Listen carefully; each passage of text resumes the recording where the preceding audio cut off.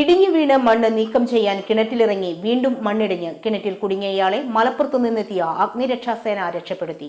തമിഴ്നാട് സ്വദേശി കാടാമ്പുഴ കണിയാട്ടുപറമ്പിൽ താമസിക്കുന്ന പട്ടായംപള്ളി മണിയെയാണ് രക്ഷപ്പെടുത്തിയത്.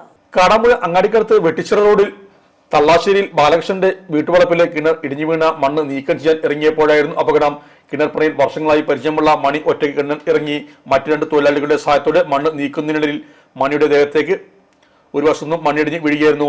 ഒപ്പം വെള്ളം പമ്പ് ചെയ്യാൻ ഉപയോഗിച്ച മോട്ടോറിൽ നിന്നും ചോക്കേൽക്കുന്ന സാഹചര്യം ഉണ്ടായതോടെ സ്ഥിതി കൂടുതൽ ഗുരുതരമായി.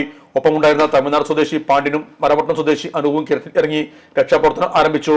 മലപ്പുറത്ത് സ്റ്റേഷൻ ഓഫീസർ ഇ.കെ. അബ്ദുൽ സലീമിന്റെ നേതൃത്വത്തിൽ എത്തിയ അഗ്നിരക്ഷാസേന സ്ഥലത്തെത്തി. Fire rescue officer T K. Nishanth rescue യൂണിറ്റിന്റെ സഹായത്തിൽ കിണറ്റിൽ ഇറങ്ങി മണിയെ സുരക്ഷിതമായി പുറത്തെടുത്ത് അടുത്തുള്ള സ്വകാര്യ ആശുപത്രിയിൽ എത്തിച്ചു. മണിയുടെ പരിക്ക് ഗുരുതരമല്ല.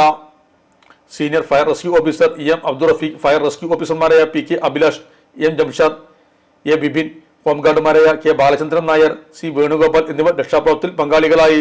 നമ്മുടെ സംതൃപ്തിയേക്കാൾ വിലപ്പെട്ടതാണ് നമുക്ക് വേണ്ടപ്പെട്ടവരുടെ സന്തോഷം. പരിശുദ്ധമായവ ഹൃദയപൂർവ്വം സമ്മാനിക്കുമ്പോൾ നമ്മുടെ സന്തോഷവും ഇരട്ടിയാകും. Dubai golden diamonds, pride of generations, India, Oman, Bahrain.